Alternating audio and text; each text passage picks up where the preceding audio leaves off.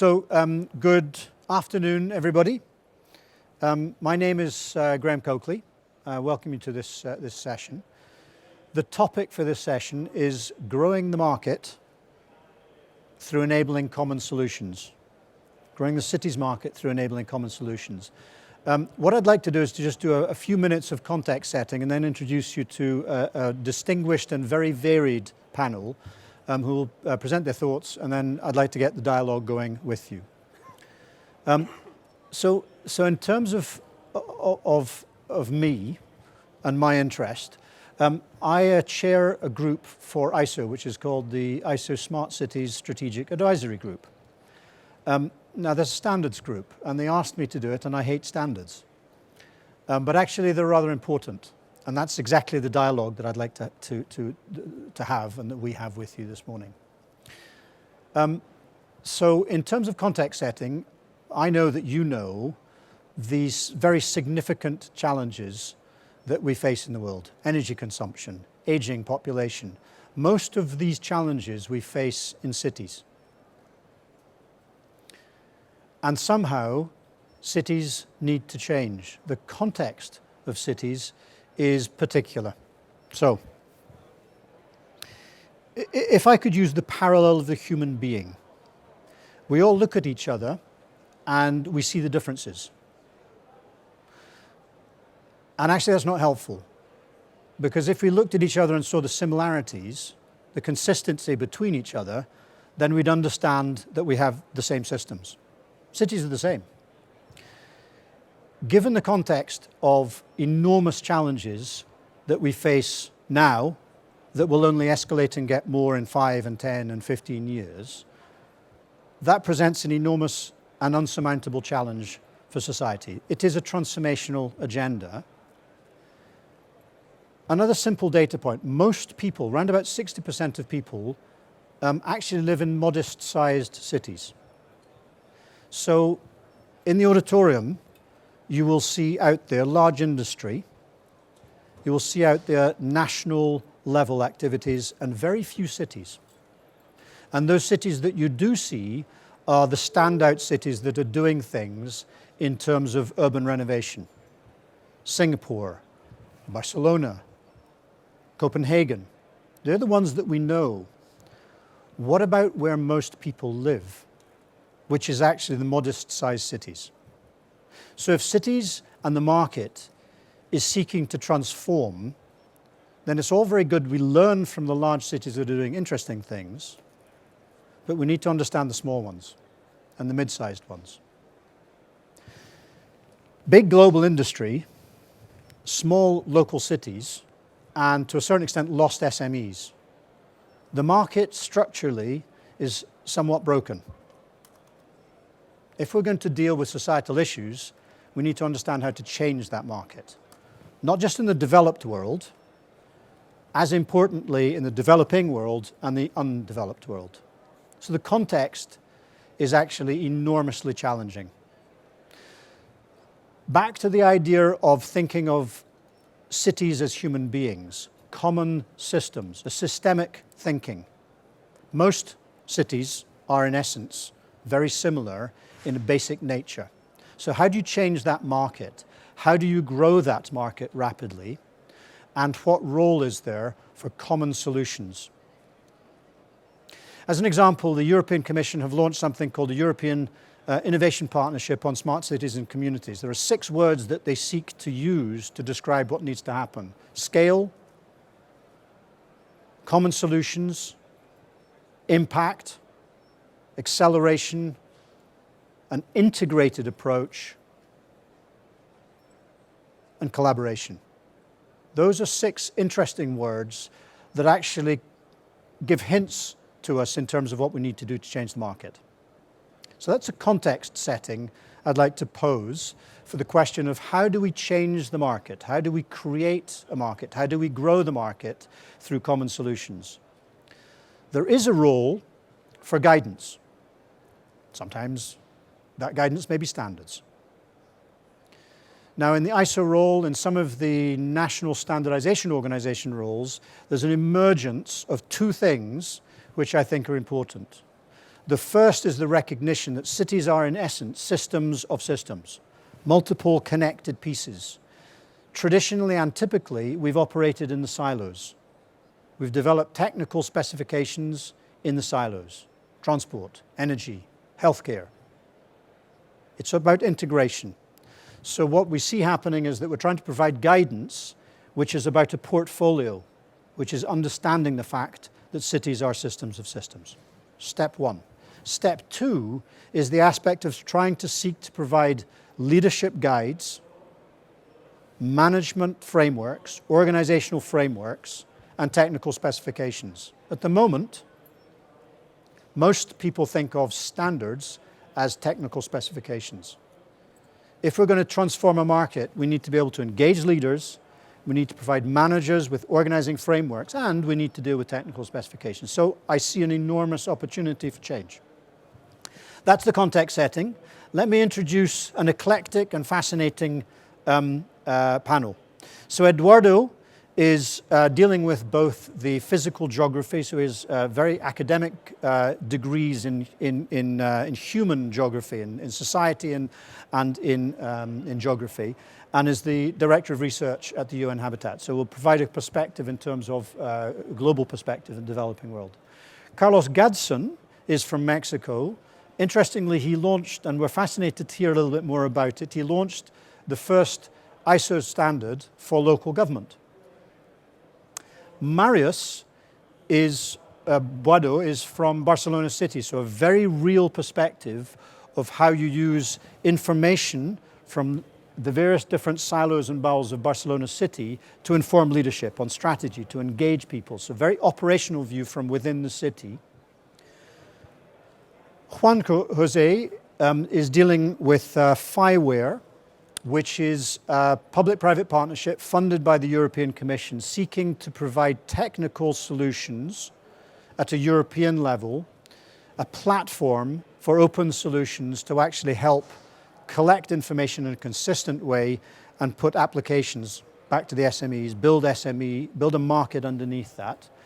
And the completely other end of the spectrum, Byles is a member of Parliament from the UK, i.e. the leadership view, top down.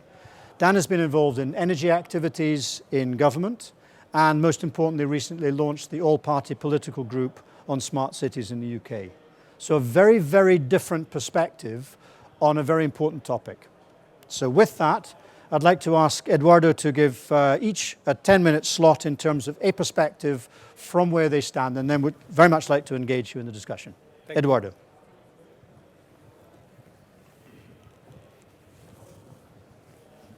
Thank you. Can you hear me? No? Okay, perfect.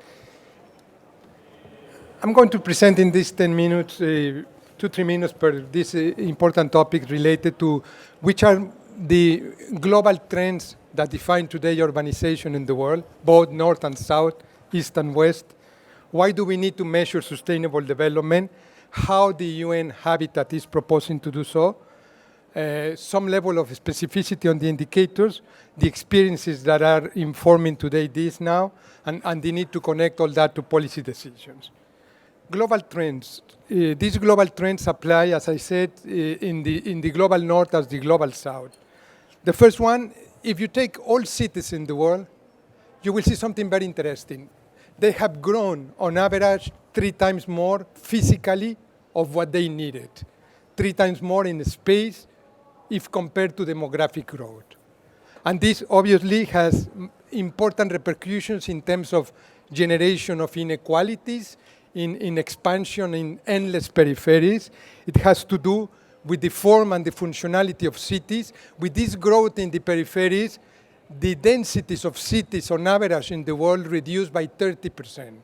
And when you talk about smart cities with a reduction of 20% of densities, you will face serious problems of infrastructure delivery, of transport delivery, and use of energy, and many other related things. Obviously, this growth in the periphery has seriously damaged the environment and has affected something that we call intangible values, identity, collectivism, and other forms of development. This growth of cities, why is it happening? Why in Europe or in Cairo or in Beijing, you have a similar phenomenon with this expansion of peripheries. Basically because real estate developers, because a notion of short-term accumulation of wealth, transformation of rural to urban land has dictated the growth of cities. It has dictated this in a way that we need to ask this fundamental question. We talk about in this conference about smart cities, and the question is, how do we know that one city is moving towards the path of becoming smart? How do we know that one city is more smart than the other? And this is exactly what we are doing. But in order to measure this, we need to create some level of targets of where we like to go. And these targets are related to, we need to think that development needs to be holistic, integrated, centered in people, sustainable, respond to this inefficient model of development of cities that cannot continue to be working. UN Habitat has asked 54 cities in 18 countries in the world to describe how we can measure prosperity and sustainability. Interestingly, in different regions in the world, with different intensity, we got the same landscape of responses.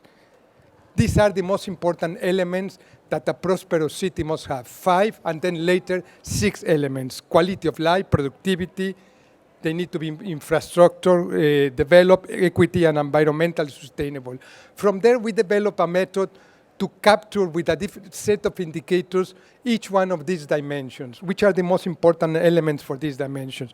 You can see here, for instance, Vienna being in the outer part of the Pentagon, the city that so far has rated highest in this sustainability or smart prosperity cities. The example of Nairobi, where headquarters are, and some of the deficiencies associated to this development. The City Prosperity Initiative that we have developed is today integrated with 6 dimensions, including governance.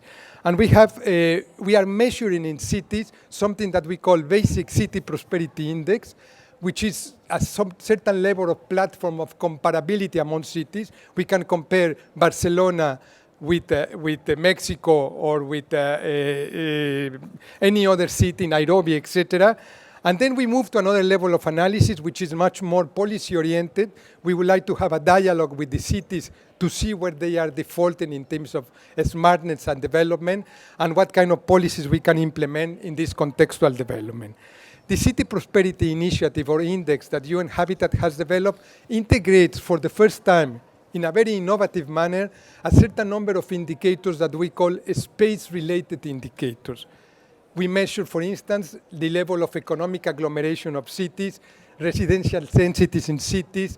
We measure something new that we call it street connectivity that enable us with a composed set of indicators to see if cities may have problems of congestion and development and low integration of economies of agglomeration. In order to do that, obviously, we need to define, which is not a methodologically an easy task, which are the boundaries of a city. And by that, this is my own city in Mexico, for instance, we will calculate, this is the percentage, just one indicator among the several of prosperity, to tell you that if you have slums in the city, 4.4, and you take the central part of the city, there will be 21, and then if you take other parts, there will be lower. So this City Prosperity Index is doing another thing. It's not only taking indicators, it's looking at the sub-city level analysis for each one of the indicators when information allowed to do that. Street connectivity is a very interesting indicator. It would tell us with 3 related level of indicators: the land allocated to street in cities, the street density per square kilometer, and the intersection of densities. You have here in Colombia a certain number of examples. UN Habitat has conducted this in 120 cities. We know which is a recommended value for each one of them that we are indicated in yellow here, and we will see where cities are featuring in this. Later on, we will again separate city analysis. For instance, Medellin, and you will see in the central part of the city, which is the level of street connectivity, which is in residential areas, which is in slum areas. Based on that, we will connect these indicators to another level of layer of analysis, in this case, residential and infrastructure density. Interesting finding, for instance, cities like Medellin will have the place where you can see the highest economic dynamism of the city, where the street connectivity is the poor. And the contrary, where you have a very high level of street connectivity, low residential areas, low infrastructure development.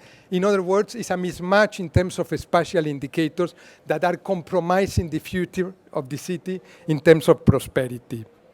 Today, the City Prosperity Initiative is implemented in 320 cities as we speak in 18, 19 countries. Saudi Arabia, Mexico, Vietnam, in Suecia, in Nigeria, in Ethiopia, in Egypt, just to mention some of them. This is the last slide to keep my time. It's once that we analyze each one of the cities, the diagnostic in where they are in terms of prosperity and smart development, we can identify which are the main deficits of the city based on these 6 dimensions of prosperity.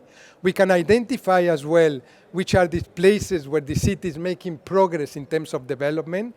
And we will engage in a city discussion with the mayor and stakeholders, and we will analyze what kind of policies we can implement in order to increase the possibilities of impact of the cities. This is new for 3 main reasons, and I use my last minute. 1, cities for the first time would have baseline information in many places in the world. They can define targets. Second thing, these targets can be technical, but can be also political for mayors, for instance. Third thing, they can set up their own monitoring tools to see how they are progressing. And 4, which in many places in the world, and not only in the developing world, they will connect also for the first time through policy simulation and analysis, which are the best political, technical options for the city in order to engage and to improve in the prosperity part. We have selected, as part of the analysis of 1 year work, which are the areas that most cities are deciding to work. 1 is a reinvigorated notion of urban planning and design, which means looking at the city, the form and the function, increasing economies of agglomeration, looking at other related spatial activities. Second, the notion of local economic development. And the third and last one, institution, urban practices, urban management, and all this together will tell us what we call the new urban agenda of cities for the 21st century. And I'm exactly on time. Thank you very much. Thank you very much indeed, Eduardo. So you emphasize the challenge of peripheral growth and all of the bad things that come with that, and also, most importantly, the aspect of measurement. And so therefore, how you can use that common measurement to actually shape the agenda, the decision agenda, both at a political and economic level. So very interesting. Can we now move to Carlos, please? And it would be fascinating to hear also your experience of specifically the local government standard. I don't know whether you plan to cover that, right. The challenges and the successes of that as part of your discussion. Carlos.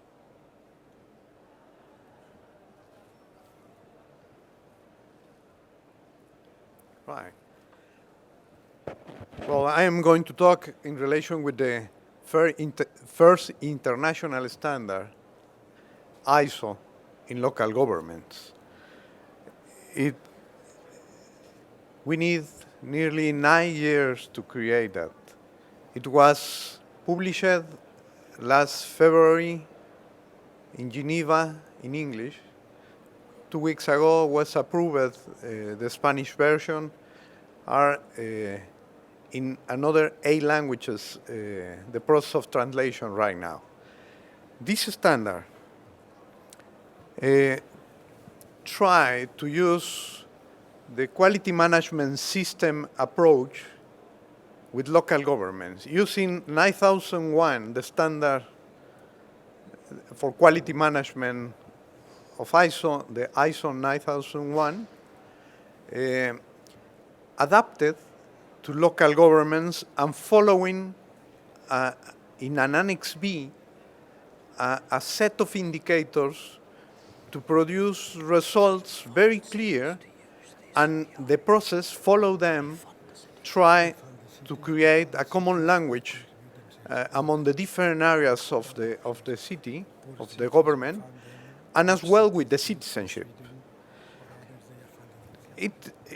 the point here is that the other focus is that if we can assess the local government performance in these 39 indicators that we have in 4 aspects, we can attract or pull the other levels of government to be assessed in the same territory.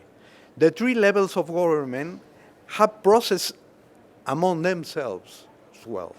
The decentralization of resources to the local areas are one of the most important components, and how the 3 levels of government work, 3 or more levels of government works in the territory are essential, one of the key to understand what happened in the areas.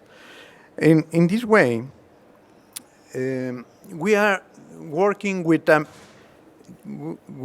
a set of indicators which reflect the minimum needs that any local government in the world should have.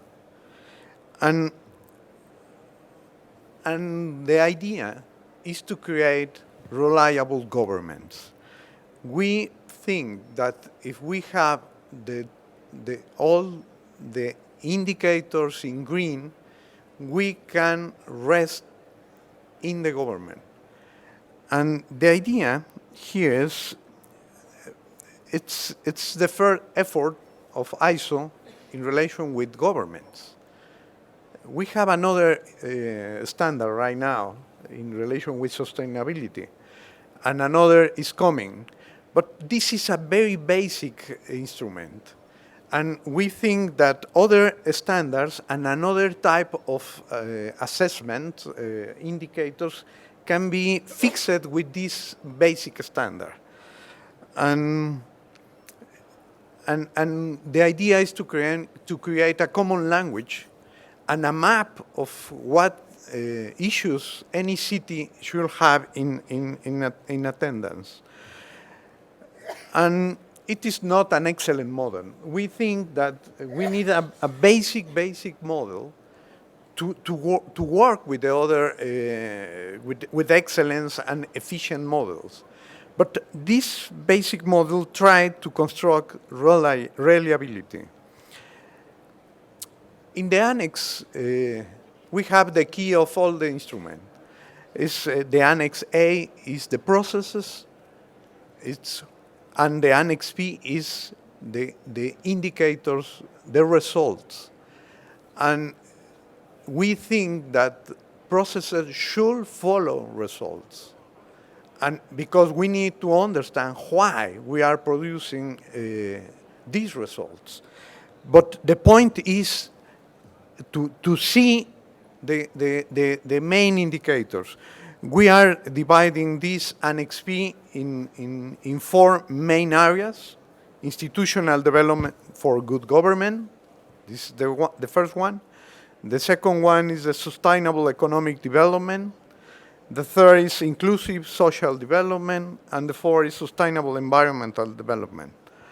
And we work with a diagram, which is a matrix in circle, with 3 circles. The red one means those things that any local government cannot to have. The yellow is a little bit more upgrade, but it is below to the minimum. And the green line is the minimum that any government, any local government in the world should have. It's a very, very simple language. We can use statistic and metrics in the indicators. But we thought when we were working in that any person who can read can understand their own city in this a very simple model. For this reason, we use the light languages. And we have here the 4 areas in the circle. You can see the 4 quadrants, and the colors. And we have here the expression of these 4 main areas in 39 indicators. How we develop those indicators? Well, the question was not what the local government should have, but in another way, what kind of things any government cannot not afford to have. It's another question. It's 2 negatives, producing an affirmative. Because the point is, the law is not, it shouldn't be the measure of development. It's an expression. In this way, we consider 2 kinds of performance that the local government do. One is related with competences. Competences is when you have the law on your side, attending citizen needs. But you don't have in the local government only competences. You have incumbences. Incumbences means things that you don't have the law on your side. For example, if the river has a flow, and almost in all the world, the rivers are competence of the national governments. But the mayor should be in the water when the flood is on. And if he is not there, the citizens are going to vote against him in the next election. This is the meaning of incumbents. You don't have the resources, you don't have the law on your side, you don't have anything, you don't have personnel, but you need to attend that. And you can see here a model that reflects those things that any local government should attend. Doesn't matter if they have the legal competence or not. With this kind of tool, we can create this standard, this international standard. Well, my time is finished. Just to say that this kind of standard could be used with any other kind of system of indicators and work with that because it's a very basic. Thank you. Carlos, thank you very much. So in essence, I picked up some key things there. A common language, which is key, an organizing framework that helps build competence with a very, very simple and very effective application. The question that posed in my mind is why isn't it used everywhere, and why is it slightly different from another measurement system, which is part of the issues that I'm sure we'll talk about. So can we move to Marius, who is from the City Hall and is trying to interpret information from the bowels of Barcelona City to inform Tony Vives and other deputy mayors and the mayor and managers. Marius. Hola, buenos días. Voy a hablar en castellano, así me haré entender. Vale, a ver si tengo una única diapositiva. ¿No? No corre. Ahora. Ok. Vale. A ver, yo vengo del Ayuntamiento de Barcelona y trabajo en el Gabinete Técnico de Programación. Esto es decir, es una unidad básicamente que lo que se dedica a producir es inteligencia de datos, inteligencia, análisis para ayudar, para asesorar, en este caso al gerente municipal y también a la estructura política municipal.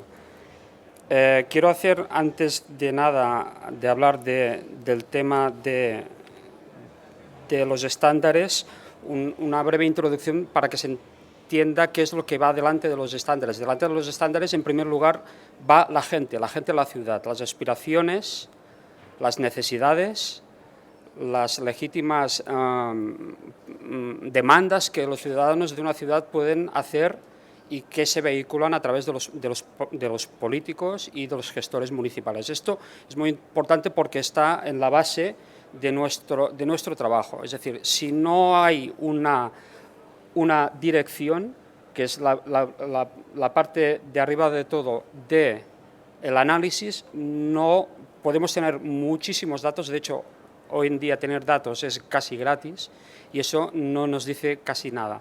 Por tanto, quiero enfatizar en primer lugar que lo que tenemos que hacer es tener claramente una dirección y saber qué es lo que queremos buscar, porque datos tenemos muchísimos. ¿Qué hacemos en el gabinete? En el gabinete hacemos un seguimiento del análisis macroeconómico del Estado, de la región, de la comunidad autónoma y de la ciudad. Hacemos seguimiento de la actividad legislativa, propiamente los presupuestos de cada uno de estos ámbitos, los presupuestos. Hacemos un análisis de marco estratégico de la actividad municipal, de los programas, análisis y evaluación de la gestión de los programas dentro del ayuntamiento, cómo se van desarrollando durante los mandatos municipales. Recogemos y analizamos indicadores en relación a la ciudad, al entorno y a la gestión municipal. Dirigimos y hacemos también, aparte de este tipo de análisis, pues producimos estadísticas municipales y también la parte sería, por una parte, de estadística oficial, como contar cuánta gente vive en la ciudad y dónde está distribuida y cómo es, y también la parte de opinión, que es los estudios sociológicos. Este tipo de trabajo que lo hacemos en dos perspectivas básicas para ayudar, para asesorar a los directivos municipales. En un primer lugar, hay una visión estratégica, es decir, nuestros datos, nuestros análisis no son tanto para el día a día, para la gestión concreta de alguno de los servicios, sino para una gestión o una visión estratégica de cómo debe ser el liderazgo de la ciudad. Y por otro lado, para aspectos más tácticos, pues cuando ocurren fenómenos que aparecen de sorpresa y hay que poderlos analizar, como por ejemplo pues, el fenómeno del turismo o el fenómeno el turismo no es una sorpresa, sino la ciudad evoluciona a una velocidad muy rápida y los gestores deben tener información de todos los fenómenos que van a ocurrir en la ciudad. Entonces, el conocimiento y los datos que tenemos de Barcelona no deberían ser unos datos aislados, solo de la ciudad de Barcelona. Para nosotros es muy importante, es definitivo, poder comparar nuestros datos, nuestra información, con los datos procedentes de otras realidades, de otras ciudades, de otros entornos. Recientemente estamos monitorizando lo que se llama la escucha activa de las redes sociales. Sabemos cuántas menciones se hablan de Barcelona, alrededor de 1 millón de menciones diarias hablan de Barcelona y sabemos más o menos sobre qué hablan de Barcelona, qué se habla de Barcelona. Pero este mismo ejercicio no lo sabemos exactamente, es lo que ocurre de ciudades que podrían ser competidoras de la ciudad de Barcelona, como Sydney o como, no sé, o como Miami, no sé, por poner dos ejemplos al azar. Tampoco los estándares en general que veremos que existen recogen otra visión de las ciudades que para nosotros también es muy importante, que es la visión infraciudad, es decir, los datos dentro de las ciudades. Las ciudades tendemos a entenderlas como un único ente y en realidad esto no es así ni mucho menos. Es decir, hay unas grandes diferencias, como se ha apuntado antes, en el interior de las ciudades y también en la propia definición de las ciudades. En este sentido, la Unión Europea ha hecho un esfuerzo para delimitar o para proceder a definir entes o conceptos que sean comparables, porque no es lo mismo la división administrativa de la ciudad de Barcelona, que como se ha dicho es 1.600.000 habitantes, a la ciudad de Barcelona, el entorno metropolitano que casi dobla esa población. De hecho, ahora mismo creo que no estamos en la ciudad de Barcelona, estamos en un municipio al lado de la ciudad de Barcelona y seguramente para todos vosotros estáis en Barcelona. Esto es una realidad que es así. ¿Qué tenemos? ¿Qué tenemos? Pues la iniciativa del Urban Audit en la escala de tener datos o información o conocimiento. Urban Audit de la Unión Europea es un esfuerzo importante que sirve para tener datos del conjunto de ciudades en la escala europea. Es un esfuerzo que para nosotros nos va muy bien para poder comparar datos de estadísticos y también de indicadores, y que nuestra necesidad ahora mismo es la de poder intervenir más en la gestión y en la utilización de esos datos, en el sentido de que ahora mismo, paradójicamente, esos datos los producen los Estados miembros, no las ciudades. Entonces, deberíamos tener un poco más de actividad o de intervención en la gestión de esa información. Otro ejemplo que para nosotros está en el rango del conocimiento sería la información relativa a la ISO 37120, que ahora mismo se está discutiendo en Londres. Mi compañero está ahí. La ciudad de Barcelona tiene ya la certificación de esta ISO, que tiene que ver con el desarrollo sostenible de las comunidades de las ciudades. Todas estas iniciativas que persiguen la comparabilidad de los datos para nosotros es muy importante. Y en este sentido, Barcelona yo creo que siempre ha hecho una apuesta muy importante para poder estar y para poder facilitar la información y para poderse comparar con otras ciudades. A otro nivel, tenemos todo el mundo, y aquí ya no tenemos tanto conocimiento, sino que tenemos una gran oleada de iniciativas alrededor del Open Data. Ahora mismo, en el Estado español se ha publicado la Ley de Transparencia, la Ley 19/2013, que dice cómo debe ser todos los datos que las ciudades y las regiones deben publicar de forma abierta y transparente al conjunto de los ciudadanos. El problema está que no existe un estándar dentro de España ni incluso fuera de España de cómo esa información debería ser publicada. Ahora hay una gran energía de muchas instituciones para poder publicar datos de Open Data, pero cada uno lo hace a su manera. Entonces, para poder comparar pues, datos de, yo qué sé, vehículos que hay en una ciudad, pues a mí me gustaría poder, con una API o con lo que sea, buscar esa información del conjunto de Open Data de todas las ciudades del mundo, porque si no, es para volverse loco para encontrar ese tipo de información. Por tanto, el Open Data es una gran iniciativa para reconocer información y poder elaborar conocimiento de otras ciudades, pero debería estandarizarse un poco más. Y por último, dos elementos más que quiero señalar, que yo creo que hay un camino largo a recorrer en la definición de estándares. Por un lado, es toda la gestión de lo que llamamos Big Data. Hay un gran conjunto de información a nuestra disposición ahora mismo en relación a este campo. Ya he mencionado antes datos de redes sociales, pero hay muchos otros datos en este sentido, pues información de redes de telecomunicación, información de transacciones bancarias, información de movimientos de personas. Hay multitud de datos de los cuales ahora los datos van delante de nosotros, de los que debemos analizar los datos, y esto es un problema. Entonces aquí hay no tanto desde la posibilidad de los estándares, pero sí también desde el punto de vista de quien debe estudiar esto, de las universidades, de modelos de Machine Learning, de este tipo de herramientas que van a ser útiles luego para analizarlas. Y finalmente, y en el caso del Open Data, también, del Big Data, señalar también todos los problemas de privacidad de las personas, de esos datos, que ahora mismo es un campo difícil y que no está demasiado claro, demasiado determinado qué información se puede utilizar.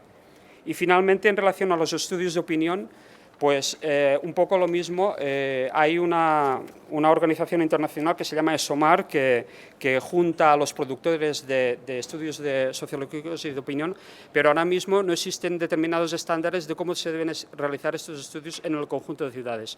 Si buscamos la opinión sobre la calidad de vida de los ciudadanos de Barcelona en relación a Barcelona, la podemos obtener, pero no sé dónde voy a poder obtenerla de New York o de Berlín o de Johannesburg o de Cairo, no sé. Bueno, pues esto es un poco lo que quería explicar. Marius, thank you. So an explosion of data, and then the challenge of actually how you manage to use that. And what you introduced also is the district level within cities. You talked about national, Carlos, national, regional, local, and you've taken it down to district level too. That interoperability of data, that consistency of data, that comparability of data is absolutely key, which I think turns to Juanjo, where you're actually trying to resolve that problem at a European level. Juanjo, Okay. please. Thank you. So my name is Juan Hierro, and I'm the coordinator and chief architect of the Fiware program and the Fiware platform. This was born as a public-private partnership between the European Commission and several industrial companies in Europe, but is now becoming global and open to other regions who may share the same vision and ambition as we are, which is, in a nutshell, provide an open source platform that can help cities to transform into the smart cities they wish to. I would like to ask all of you, how many of you live in a city? Can you raise your hand? Okay. And how many of you work in an organization or a company that mostly operate on a city? Can you raise your hand? Bottom line, the message I want to bring is that life mostly happens in cities. And we are not just talking about life of individuals, but also the business themselves. So that means that transformation of cities into something better will have a tremendous impact. So this very notion of the smart cities have to go and expand for not just improving the way city services are run and managed, but also to transform into ICT platforms where applications, solutions are developed and offered to individuals and to local businesses. By means of creating this standard platform, we will be able to make a huge impact in the life of people and in the growth of economy. But how would this platform look like? We are talking about smart, being smarter. And the point I want to make to start with is that in order to be smart, you have to be first aware. So any platform you may envision for your city should rely on standards that will be able to gather information from the city and be able to provide an accurate and complete vision of what's going on at every instant in your city. What's going on at a given point in time, but also historically. So thinking about the platform we envision, we need to define and agree on a common standard API that can capture all this context information and be offered to applications. Applications that have to do with management of city services, applications that deal with capturing information, analyzing this, and extracting the kind of KPIs that some of my colleagues were introducing in their speeches. But very interestingly and more importantly, being able to export part of this context information so that application developers out there entrepreneurs can use the data and the APIs provided by this city platform to create new innovative applications that will transform the life of people and the way business can operate. It should be an API that can gather information from different sources. And those are going to be those systems also provided by the city, but may come from the Internet of Things, which is now bringing a huge revolution and is anticipating a new way of development of new application innovative services. All of these sources of information, also coming from users, should be able to be exposed using a single, very simple API that developers can use to create applications. Solutions providers for the cities, but again, entrepreneurs out there that can surprise you with those kind of applications that they really are envisioning. Following always a non-intrusive approach, because we, of course, need to coexist with existing system. We cannot disrupt and change the way solutions that are there are architected, but being able to integrate and gather all the information to allow its exploitation and its publication for development of further applications. This is what we ambition and what we believe we should target as a joint endeavor and effort involving cities. And once we gather all this context information, a lot of things will be able to be developed around publication of open data, data analysis, big data analysis, complex event processing, even development of applications with augmented reality features. That is what we are trying to bring with Fiware in the first place. Open standard API to handle the context information and providing an open source reference implementation of this technology that all cities can embrace and start creating this common ground of technology around which common solutions can be developed. Not only this API, but a number of components that once a city gathers the information would allow to perform big data analysis, connect to the Internet of Things and actuate in the physical world, create fancy augmented reality applications and so on. All of that following an open approach, creating an open source implementation of the technology that can be used by the cities, operated by local partners of their that they feel trust about, and being able to create instances of the platform that run locally so that your data can be hosted and operated by partners you trust. But creating the technology will not be enough. We need to create an open ecosystem around and try to bring incentives for entrepreneurs to come.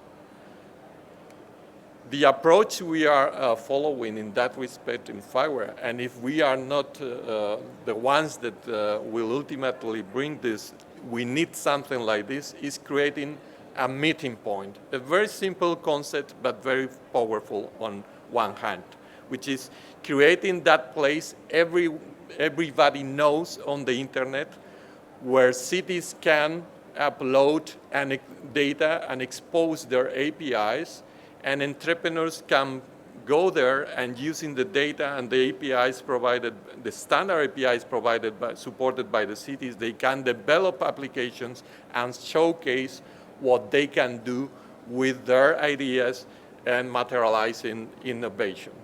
This is about lowering the barriers by a very simple concept again, allowing people to showcase what they can do, enabling cities to discover entrepreneurs that are out there that I can tell you will surprise you. a final word about standard data models, which is something that we will need to implement together with the standard APIs. We believe in that respect, and this is the push we are trying to carry out in Fiware. We believe we need to carry out a driven by implementation approach rather than a design by committee approach. By this, we are launching a program with 80 million euros in Europe, trying to find entrepreneurs that will develop applications based on the platform. And by selecting the best applications, we will be able to extract and create the standard data models that the cities really need. This ecosystem we are bringing is actually emerging. There are a number of cities already connected to this environment called Fiware Lab, where you can see and touch the technology, and you can publish your data. And this is a momentum that is taking traction. So therefore, we invite all the cities all over the world to join this effort, because this is not only defined to work in Europe, but other places in worldwide. So join us, and in any case,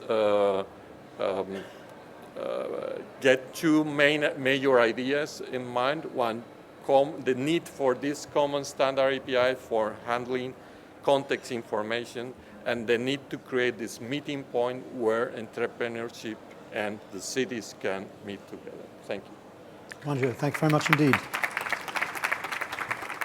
So Dan, so the headlines for me, they're a common approach to resolve Marius's challenges of an individual city dealing with data, and the platform, and importantly that platform is trying to build from entrepreneurs a new market to resolve the challenges. So Dan, what we've heard, as a politician, what we've heard is some management framework, 3 different forms of indicator, and the need to get commonality and interoperability of information. So those 3 aspects come through thick and fast. As a politician, do you care? I don't know whether you want to sit down or stand up, but a political perspective on what you've heard in terms of growing the market, I think would be fascinating. Yeah, indeed.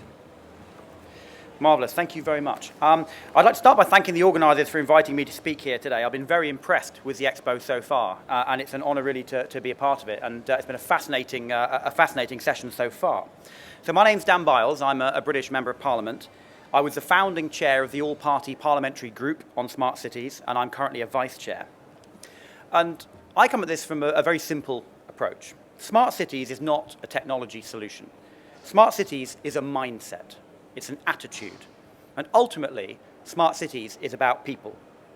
But most people don't care whether they live in a smart city.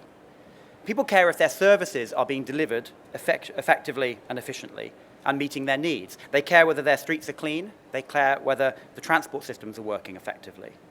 And actually, most city leaders don't care about running a smart city.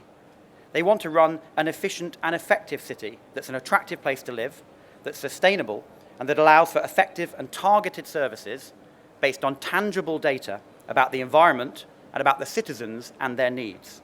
In short, being a smart city is not an end in itself. It is simply a means to an end. And it's worth bearing that in mind sometimes, lest we end up down a rabbit hole when it comes to some of the technological solutions. Because we aren't short of grand, exciting visions for what future cities could look like. But it's worth pausing and remembering what some of the real practical benefits are for a city to embrace this agenda. To list just a few in no particular order, this is at its heart about improving the services to citizens. Because better data and better information means better targeting of services. A greater understanding of where resources are being consumed and by whom allows for greater optimization of resources and a better understanding of need. This is also, and let's be frank, this is also about making financial savings. Having better quality data and information and making it available more easily enables consumers to make more informed choices about the resources they use, and ultimately enables consumers to lower their consumption of resources. better targeting enables more efficient service provision. This is also, and this is not a particularly sexy area, this is about lowering the capex and long-term opex for utilities and for infrastructure investment. And then finally, and this is not an exhaustive list, there's an area that perhaps doesn't get the attention that it should do, which is that this should be about increasing social inclusion. Because historically, data and the ability to monitor it has been limited to quite coarse snapshots through things such as census data, which in the UK is collected only once every 10 years. Other richer data sets often exist, but they often rest in departmental silos. Health data sits over here on this person's laptop. Deprivation data sits over there on somebody else's laptop, and they're not linked up. And we're moving to a world where the supply of urban and citizen data is expanding rapidly in both quantity and sophistication. And this is already starting to play a key role in tackling social inclusion, deprivation, poor health outcomes, and more. So with greater pressures on budgets and ever higher consumer expectations, delivering services and infrastructure at a city level more efficiently is no longer optional, it is essential.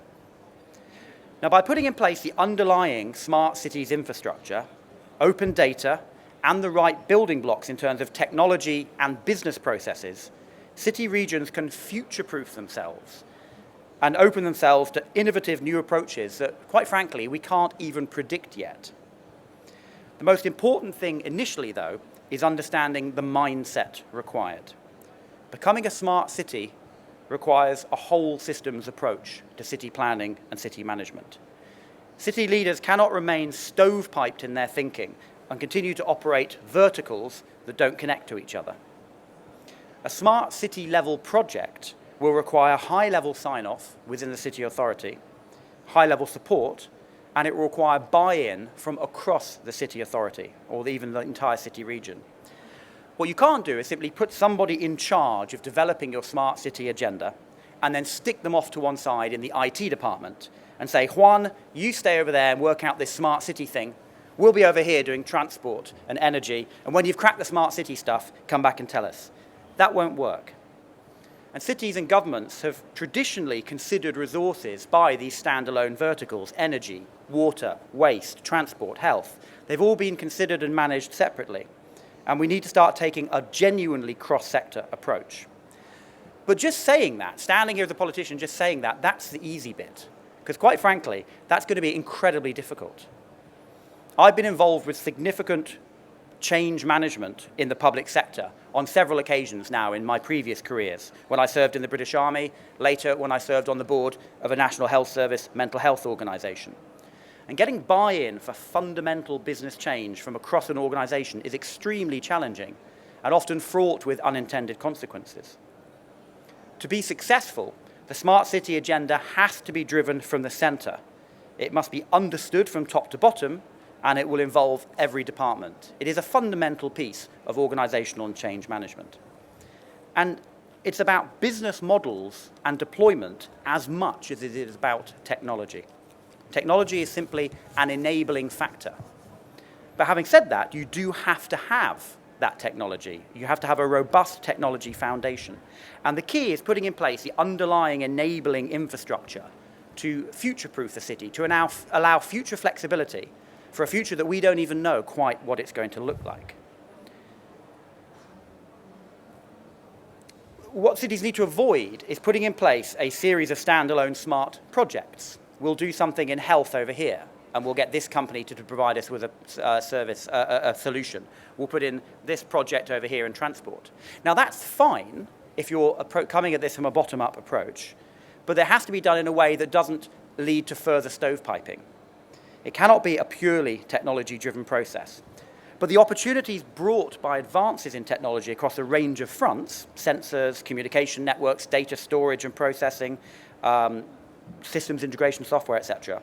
It's these advances in technology that have brought us to where we are today, where the vision of smart cities is on the cusp of becoming a reality. And in considering the underlying technology infrastructure, a city authority needs to ensure that they are not locking themselves into a proprietary technology solution that ends up creating yet another stovepipe in the long run. That was a very long and convoluted way of getting to standards. Because this really is where common standards then come in. If we want cities, organizations, and companies to have the confidence to invest in this agenda, they have to be confident that what they're investing in has longevity and won't end up being a technological dead end.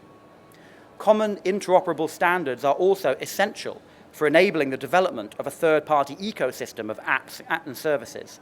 And this really is where some of the really exciting and innovative work is being done. Not necessarily in the big players who are putting in the infrastructure, but in the ecosystem, in the third-party companies that are coming up with ideas that, frankly, even the city authorities didn't know they needed until they saw it in some cases.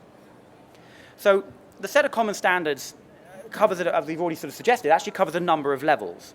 It's more than just technology or technical specifications. Obviously, that's a key part of it. But it's also about a high-level understanding of exactly what it is we're talking about, a common language, if you like. And we've already heard, actually, when I'm talking about the ISOs for local government, the need for a common language and a common a way of communicating about what it is you're actually doing. Because the fact is, we still don't really know what a smart city will ultimately look like. And in many ways, the smart city journey is a journey without an end. We will never point to a city and say, they finished, that's it, they're now smart. Because this is a continuum. There is no finish line. And a key feature of commonly agreed standards must be that in addition to allowing confidence and interoperability, it enables innovation by remaining flexible and is not prescriptive. Standards don't mean narrow, this is how you do things, this is what smart cities will look like in the future. If we try to do that, we'll end up with cities that, just imagine what a mobile phone would look like today if it was designed 20 years ago by a government committee. I dread to think. The last thing we want are smart cities in the future shoehorned or straitjacketed into what we think today a smart city of 2050 should look like. So common standards do not mean a common endpoint picture of what the endpoint looks like. It is an enabling process to allow people to understand a common view of where we're trying to get to, what we're trying to achieve, but not necessarily exactly how we're going to achieve that. Now, the UK is one of the first countries to publish a set of standards to help navigate the governance and leadership challenges that smart cities technologies bring. The British Standards Institute has so far developed and published publicly available specifications PAS 180 and 181. And interesting, PAS 180 is about language. It is specifically on agreeing a smart city vocabulary designed to help foster a common understanding of what we're talking about. But a key point here is that the framework these standards describe is not a one-size-fits-all approach. It's focusing on the enabling processes by which the innovative use of technology and data, coupled with organizational change, which is frankly the hard bit, can help deliver the diverse visions of future cities in more efficient, effective, and sustainable ways. Now, I'm pleased that the UK is a leading player in developing these smart city solutions, and we're very fortunate. We have a unique ecosystem, really, in terms of a highly committed government and city authorities, an innovative industry developing exciting cutting-edge solutions, and the third point that sometimes gets forgotten, the dynamic civic society, a civic society that is increasingly digitally connected and hungry to engage, hungry to understand its own data, understand its place in the city, in the world. And interestingly, while London is currently a leading global player in so many fields, including smart cities, particularly in boroughs such as Royal Greenwich Borough, a lot of the innovation, this really comes back to the point the chair made, a lot of the innovation that's taking place in regional cities, places such as Liverpool, Peterborough, Bristol, Glasgow, Manchester, Leeds, Milton Keynes, Birmingham, and Cardiff, all of whom, by the way, are represented here at the UK Pavilion. I would encourage you to visit the UK Pavilion if you have the opportunity to learn more about what those cities are doing and about the way the British government has set up the UK Future Cities Catapult, who are working with the British Standards Institute to pull together the various strands of smart city policy making and thinking, including standards, in order to make this work. So to conclude, as a politician, I like to talk, so I could probably stand up here all day if you let me, but I know we want to get on to the Q&A session. A smart city integrates state-of-the-art technologies and new business models to create a city that is both sustainable and can deliver high living standards. But ultimately, if you cut through all that waffle, a smart city has to be a good place to live. It has to offer the best possible quality of life to its citizens with the lowest possible use of resources in getting there. achieving that aim will require leadership and vision, and is actually going to be a lot harder than some of the rhetoric sometimes suggests. But it's an exciting goal that's definitely worth pursuing. Dan, thank you. So for me, the aspect of high-level sign-off across domains, and also the aspect of there's no finish line, so you're actually trying to manage for an unknown future, is really key. Am I right in saying lunch comes next, Anna? So for those that may not wish to eat so much, I would like to offer the opportunity for you to ask any questions of the panel. There's a microphone there. So if anybody would like to ask a brief question, we'll take a couple of questions and then perhaps ask the panel for that. You're hungry? Yes, sir. There's a mic at the back. Anybody else that would like to ask a question after this? Please. My name is Zoltán Pósa. I'm from Hungary. I'm representing the second biggest city in Hungary, and we are in the beginning of being smart city. Could we have the mic on? Sorry, the mic's not on. Can you hear? Yeah, Sorry. That's good. Can you hear me? Yep. So I'm listening to the presentations, and there are a couple of ways how measuring with ISO and the other way measuring how to get into a smart city, let's say journey, as you mentioned. It's not an end in mind. But what I feel that now, if I'm reading internet as well, are at least 5 different measurements and structures and everything. So if I bring this back to my mayor, look, these are the 5 things. We are red on this one, we are light green on this one, we are orange on this one. Are you talking to each other? Is there any collaboration between those associations? It's difficult for me.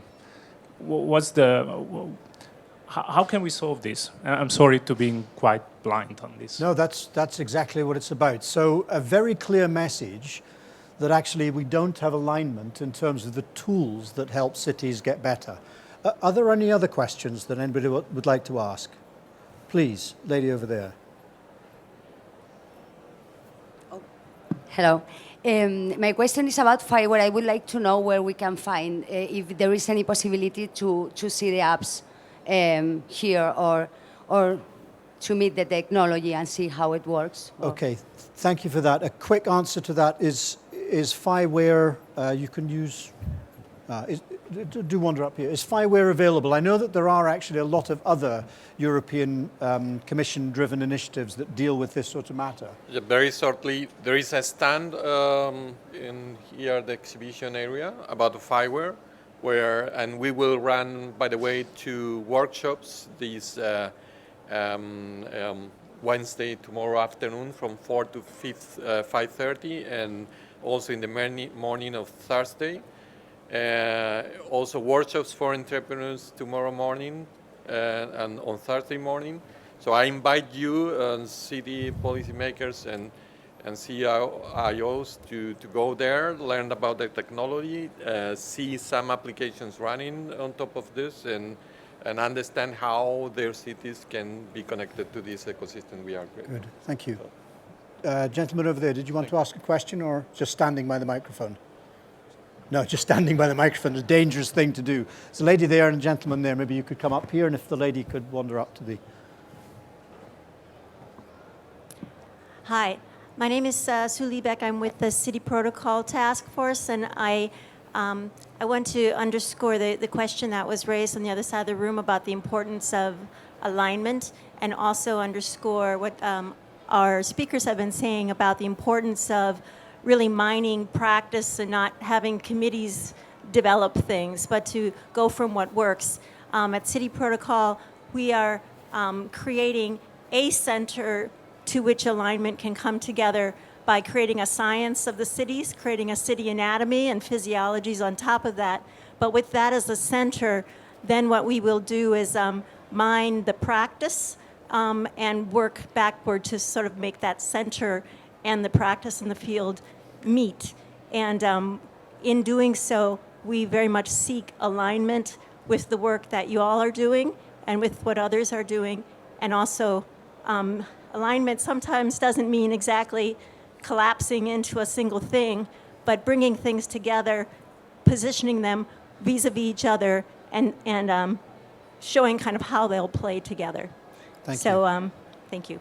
So city protocol, thank you. The protocol bit is the interesting aspect of common standards. I love your point about action orientation and making it happen, which I think was picked up from João's point. Please, sir. Hello, my name is José, I'm Portuguese, and I'm a consultant and I help municipalities to design the smart city programs. My question is, why is it so hard to get data on cities? You know, why so hard to get the data on data cities? From cities? Namely, we talk about open data platforms and we talk about big data, but there are not so many data on cities. Specifically, the concept of city is not a statistical concept in Europe. Other thing is government data is not available in cities. For instance, one thing is which would be good important is income data. Why government restrain the access to income data and company data? And that's one thing which would help to design better smart city programs. Excellent. Thank you. So a few questions behind that. Let me harvest them to get them together. So let's pick that last one, which is the data side. There's the aspect of getting a hold of data, which is both access to it, but also the interpretation. Are there some views or experiences? Dan? Is there a roving mic by any chance? Because my guess is you can talk into my... I think one of the interesting points about access to data is the data isn't always in the gift of the local authority to give. Not all of the key data actually belongs to the local authority or to the government. I was having a conversation earlier about the fact that there are many parts of the world where utilities have been privatized, for example. Yeah. And rich data on water and energy use is no longer owned by the local authority or by the government. It's owned by private companies. And often these privatizations took place, back in the 80s or the 90s, before the value of this data was really understood. And so there was no kind of clawback or no contractual requirement for these companies to share them. You then have the data that it does exist within governments and local authorities, and it's the classic silo problem. Not only do different parts of local authorities or governments control and own different bits of data, they often don't know what they have. They don't necessarily understand the value of it, and they don't necessarily understand the value of the correlation of data. So you've got people doing stuff in a transport department over here, and it never crosses their mind necessarily that what they're doing is relevant to the health guys over here who are looking at health outcomes from air pollution. And I think nowadays these things are getting more commonly known. But 5-10 years ago, these sorts of correlations weren't necessarily considered. Very good point. Just a point. We all feel income taxes, so we all make our feelings every year. And municipalities don't have access to income data. They don't know how much money people make. They don't know if the cities are getting poorer or healthier. They don't know what are the incomes of companies, for instance. And that's data the government has.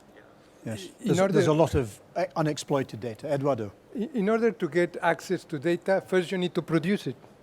And you would be surprised to know that even in intermediate income countries, some European countries, data was produced by national statistic offices, and the transition to local government has not been yet operated as a system of data production locally. So that's why you will see problems as what you are mentioning. We have a program that is called Urban Indicators Program. We measure at the world level indicators on different cities in the world. And we have asking questions. For instance, what you just mentioned, the last speaker, it's income inequalities and capital in cities. We asked 2,000 cities 2 years ago if they can tell us the level of evolution of income inequalities. Urban Audit, for instance, doesn't produce this information, which is a very surprising thing, that an European country doesn't provide city disaggregate information on consumption and income. Then it's very difficult that you can implement social policies and to target specific populations when you don't know that. Then the response of 2,000 cities was 80% we don't have means of producing this data. Not even policies, means of producing this data. This brings me to a fundamental question that I will add to the parliamentarian, is in order for cities to be smart, they also need to have mechanisms to be smart in terms of data production and analysis. And this thing is not really happening in many cities today. So I would suggest that some of the applications that you are developing would also create ICT and other mechanisms that for the time being could be a substitute of local data production while local authorities will create appropriate systems. Thank you, Eduardo. So I'm very conscious of time and lunch. I'd like to close off, but I'd also like to pick up on your point about alignment. So going back to the beginning, this is an enormous challenge we face. Tomorrow we have a meeting of the ISO Strategic Advisory Group that deals with standards, with the development of guidance. So I'd like to ask the panel, in my role as chair, whether the direction that we'd like to take it makes sense, and you too. So back to the point about 3 different levels of discussion. I've heard 3 big messages coming out from the discussion, which for me are about foundations: a management framework, performance management, and understanding how you can collect data in a way that can be used. So if those are 3 foundation stones that we could work on providing guidance on, then that guidance should be stuff that actually engages at the top of the office, that provides the management framework, and perhaps less attention to the detail, but focusing on the detail. Are those foundations the right foundations?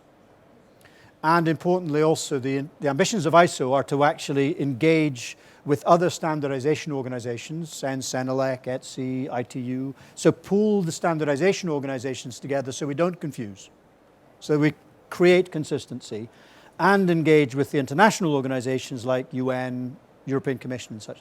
Is that directionally going to help us fix it? Quick views from the panel on that. Are we moving in the right direction? Eduardo?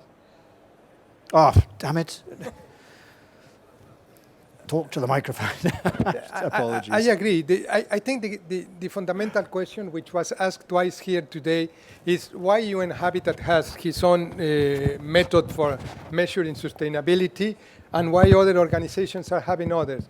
I believe it has to do with access to resources, with the institutional mandates, but it has to do also with platforms of comparability. ISO is a fundamental comparability system, but still, when you analyze it, you would see that data is so uneven in cities and countries that this platform of comparability sometimes at the system level may offer some problems in order to integrate for analysis. I do believe the framework that you are suggesting is good. I think there is a need of looking at from where institution like the UN is providing some level of assistance and what kind of mandate and capacities do we have and others, and to create the conditions to move to what you are indicating. Good, thank you, Eduardo. Very briefly, Yes, Carlos. Briefly. One of the purposes of the ISO 18091 is to create a common language. It's very simple, very basic, but the idea is to construct a dialogue, not among the governments, which is a very important issue, the 3 levels of government and another government, Yeah. But also with citizens. If the citizens don't speak the same languages as and citizen observatory and transparency, it's very important to have a kind of common language in relation Common, with the standard. simple language. Right. Marius. Sí, para mí yo creo que tenemos una oportunidad muy importante con todo el movimiento de Open Data. Yo creo que Open Data nos facilita a todos los generadores de datos la posibilidad de explicar o dar a conocer estos datos. Entonces, la definición de estándares en Open Data para mí es un elemento fundamental para poder compartir información. Good. I think I understood that to be open data is absolutely a fundamental starting point. Thank you. Juanjo, briefly. 3 ideas to bring. One is we need to make things concrete. So we have to go down to the specification of APIs, because this is what ultimately will bring this common language that we need. Second concept is we need to involve entrepreneurs in the loop of definition of these common data sets and so on. And third, we need a meeting place where we can put things at work and carry out proof of concepts so that this can be imported into actual production. Make it real. Thank you. Dan, briefly. Thank you. I think this three level that you suggested sounds very sensible. I didn't properly answer the question you threw at me at the start, which is about, as a policymaker, as a politician, how much engagement I have with things like standards, how interested I am. And the sort of slightly blunt and embarrassing answer is that very few parliamentarians, very few policymakers will ever pick up the standards for a particular industry or policy area, open them and read them. If there's a nice executive summary that's no more than a few pages long, yes, I'll read that. But there has to be almost a degree of trust that what I'm reading at the top level, the policy level, the strategic level, is then reflected adequately and in a sufficient granularity when you go down into the more technical level. So this sort of top level management and then technical specifications strikes me as quite a good way of doing it, provided they are obviously supporting each other, that the more detailed ones low down are supporting the ones higher up. And ultimately, the policymaker will be reading the top level brief, the strategic view, if you like, and that's what they'll be looking at. The other interesting point about standards, which I alluded to in when I spoke about, which gets beyond the technical side, is this idea of confidence, that we are expecting industry to invest a lot of money in this, and we're expecting local authorities and city authorities to invest a huge amount of time and effort in this complicated business process change management that we've talked about. And they need to be confident that this isn't a passing fad, that the route they're going down isn't, they aren't going to suddenly wake up and discover they should have gone the other way. They went with high definition DVD and the world's gone with Blu-ray, and suddenly they're left with in a dead-end technology. So it's also partly about confidence in longevity and confidence that what they're doing is the right thing, so that they will invest the time, effort and money required. Very good, thank you. So the confidence comes from actually city needs-led aggregation. So, ladies and gentlemen, apologies for overrunning, but it was a fascinating discussion. I thank you very much indeed for standing here. And I'd like to thank very much Eduardo, Carlos, Marius, Juanjo, and Dan for their insights across a very fascinating and big topic. Thank you very much indeed.